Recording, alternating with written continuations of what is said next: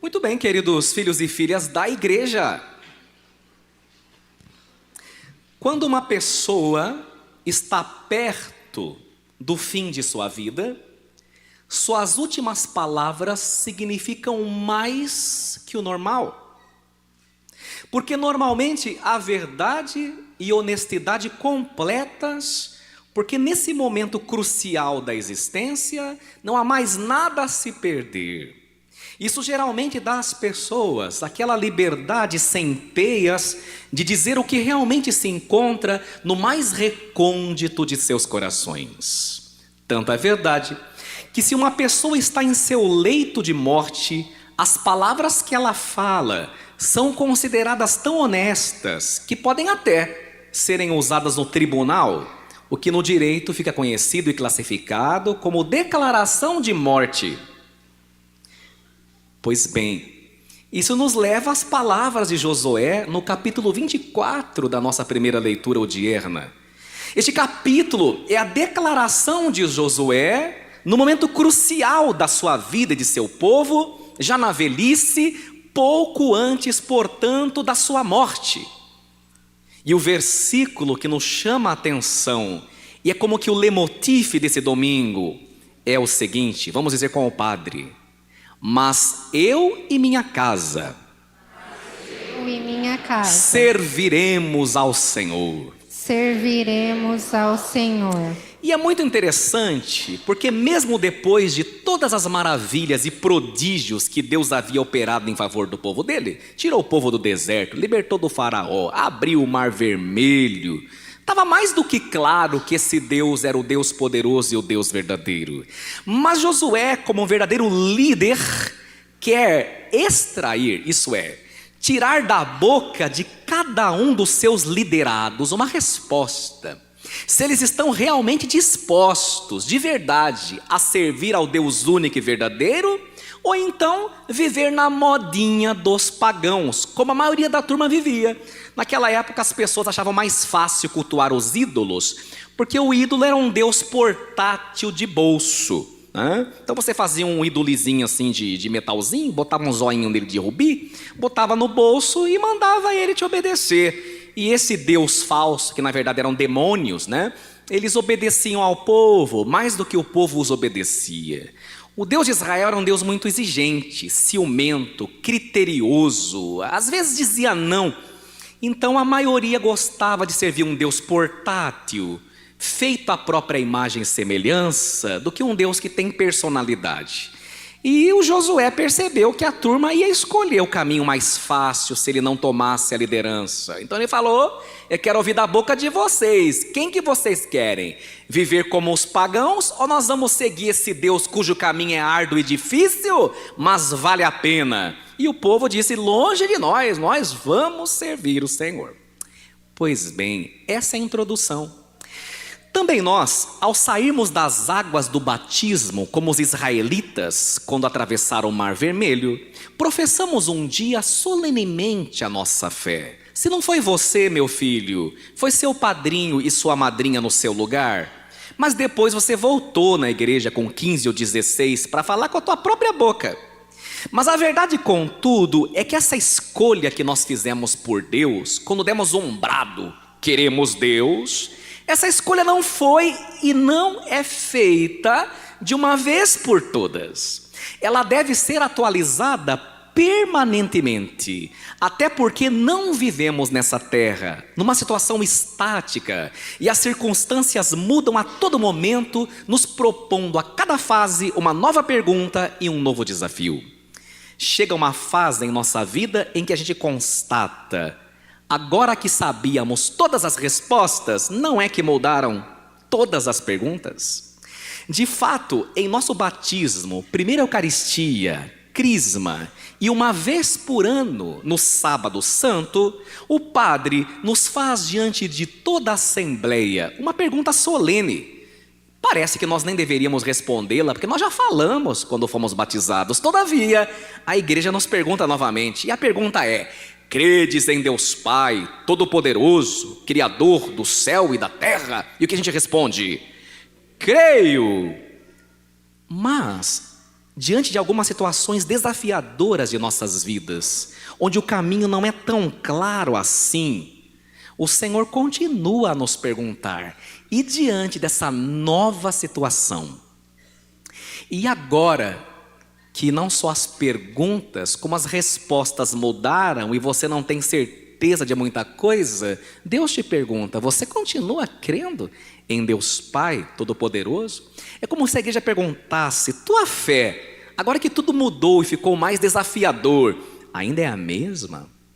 Então a gente vai descobrindo que o nosso sim ou a nossa decisão é diária, que o sim da nossa vocação também, que o sim do nosso casamento, do qual nos falou o apóstolo Paulo de maneira brilhante na segunda leitura, aquele sim dito no altar, não foi dito uma única vez, de uma vez por todas.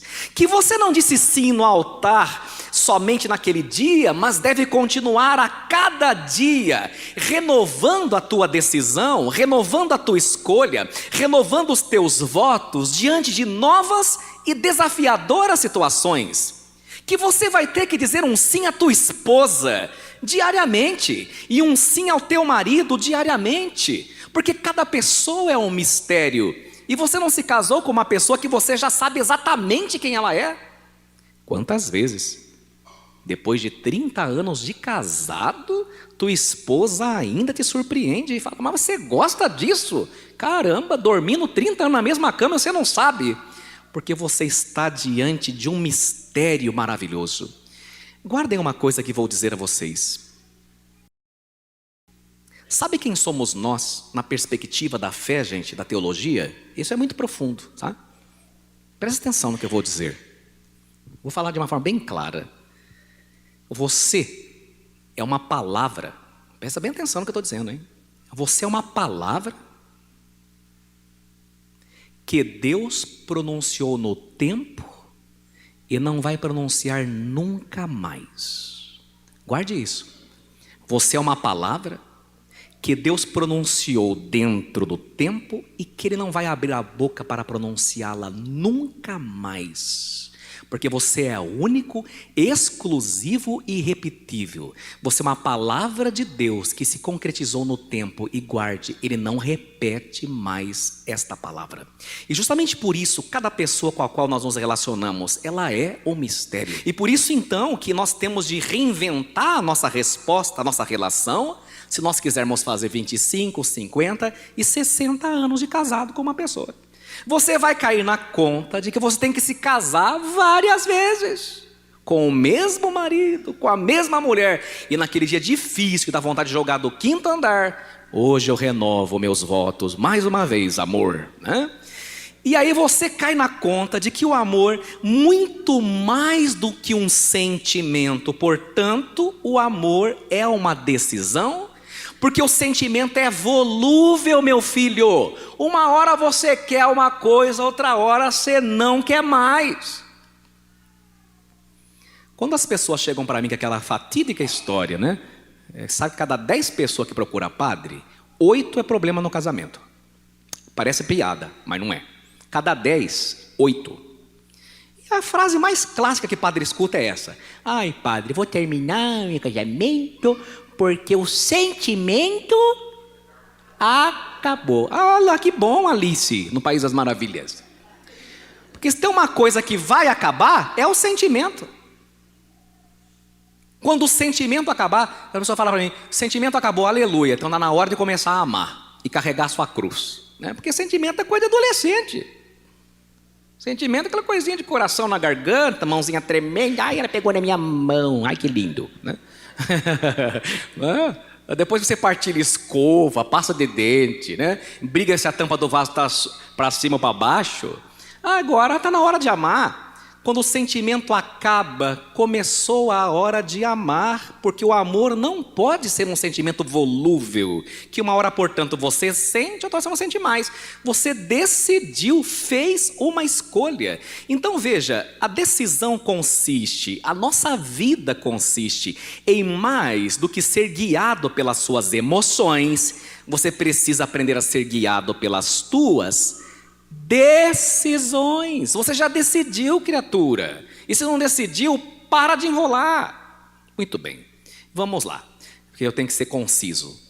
De onde vem a palavra emoção, gente? A palavra emoção, que a gente usa até no Zap Zap, os emotions, né? O que é emoção? Emoção vem do latim emovere. O que é emoção ao pé da letra? Emoção é aquilo que te move.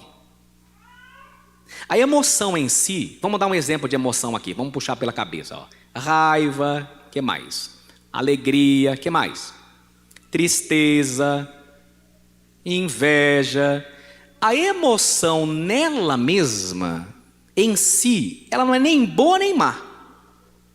Ela te leva para alguma coisa, te leva para cima ou te leva a ladeira abaixo. Em si, ela não é problema. Isso é muito interessante, né? A emoção em si. Porque às vezes você fala assim, hoje eu acordei borocochô, não sei porquê, estou meio tristinho hoje. Tá bom, depois espera que passa. Já passa. Por quê? Porque a emoção é uma coisa instável, é uma coisa volúvel, do jeito que ela vem, ela vai. É interessante como fez e faz sucesso o filme Divertidamente 1 e o Divertidamente 2. É um filme inteligente, legal, realmente vale a pena dar uma olhada. O filme é bom? É bom. Mas tem um erro cruel, que a turma não saca. Eu acho um absurdo a turma não sacar o erro do filme. Qual que é o erro do filme 1 e do filme 2 do Divertidamente? Você tem a personagem principal, que é a Hillary, né? A Hillary, desculpe falar, mas ela é uma anta. Porque ela tem uma sala de controle na cabeça dela, as emoções assumem o controle e decide o que vai acontecer.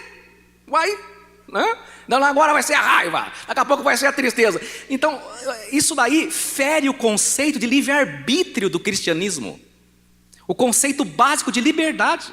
Se você é uma pessoa que não sabe que emoção que vai aparecer na sua cabeça, eu estou lascado, daqui a pouco você me mata, né?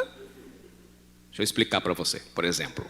Sabe quando, por exemplo, às vezes uma pessoa não tira você do sério, e às vezes você não está muito bom, a primeira vontade não é dar um tabefe na cara dela, você chega até a armar a mão, vou bater.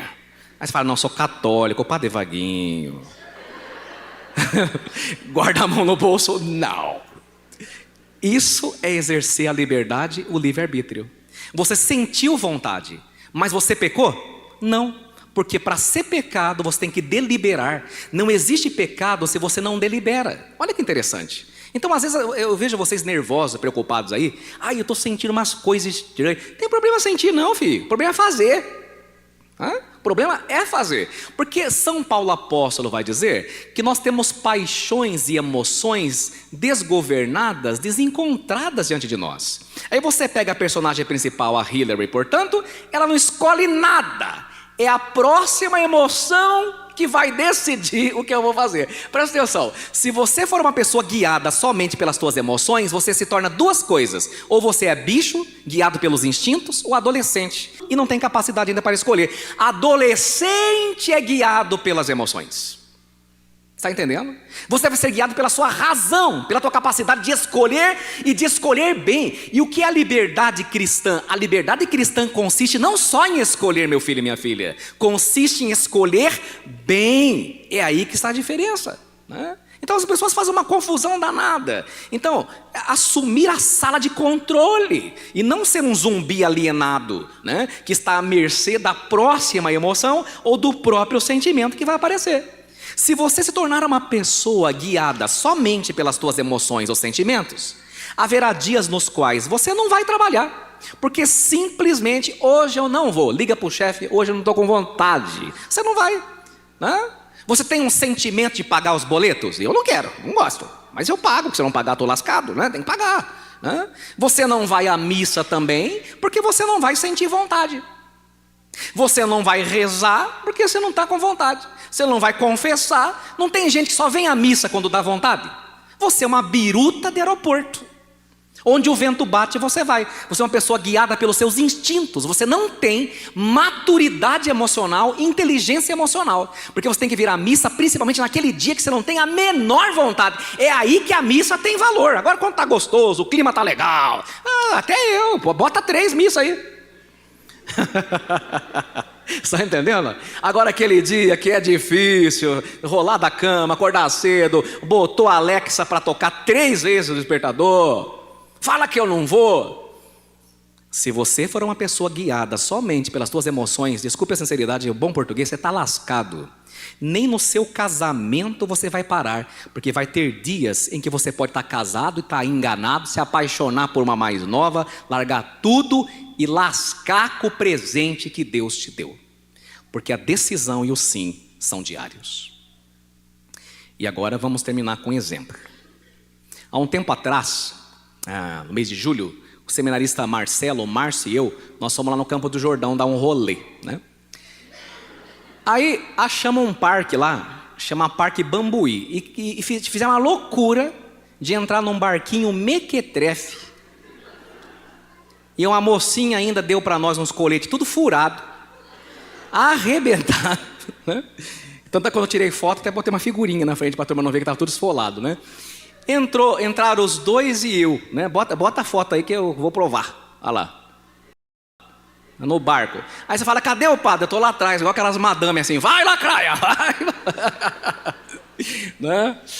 Aí nós entramos. Além de entrar num barco mequetrefe, colete, tudo arrebentado, você acredita que a mocinha deu para nós um remo só? O barco andou e a gente só ficou fazendo isso aqui, ó. E a moça nem aí. O Márcio não sabe nadar, eu também não sei. Eu falei, morri. Aí chegou lá no meio, não tinha mais o que fazer. Eu falei, então, como é que vai ser? Aí tinha um outro barquinho, mais vagabundo que o nosso. E a gente pediu que o rapaz estava com os filhos dele. Você não empresta um remo para nós, porque nós não vamos sair daqui, nós vamos ficar rodando, né? E nunca os caras tinham remado também, né? Aí eu falei, olha, vocês remam aí, eu intercedo. A ponte ficou longe, já estava lá no meio do negócio, e aí você percebe, agora é com vocês. Eles começaram a remar, mais para lá do que para cá, até a gente conseguir chegar em terra firme. Mas veja que interessante, o barco é a metáfora da tua vida.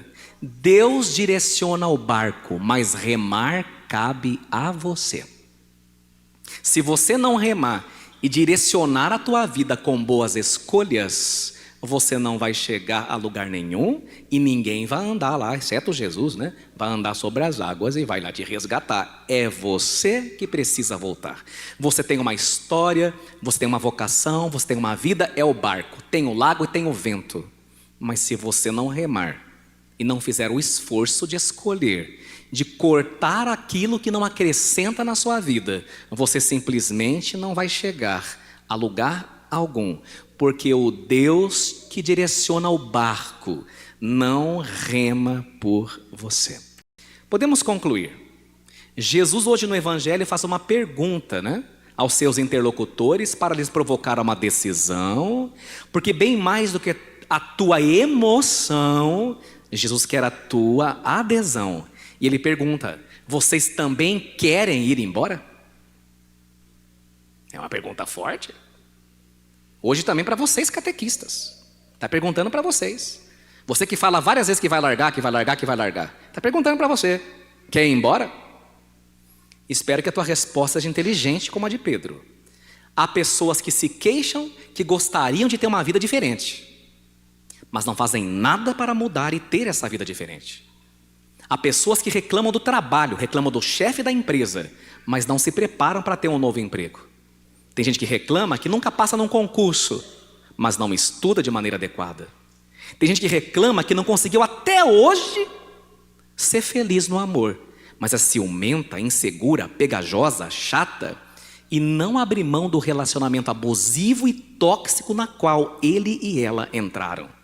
E afastando gente incrível, porque você não se abre ao novo que Deus tem para você. Há muitas pessoas que se queixam da vida, mas não tomam a decisão de Josué e de Pedro que necessitam para que possam ter a vida plena e abundante que merecem e que o Senhor deseja dar. Porque o Deus que orienta o seu barco não vai remá-lo por você. Amém.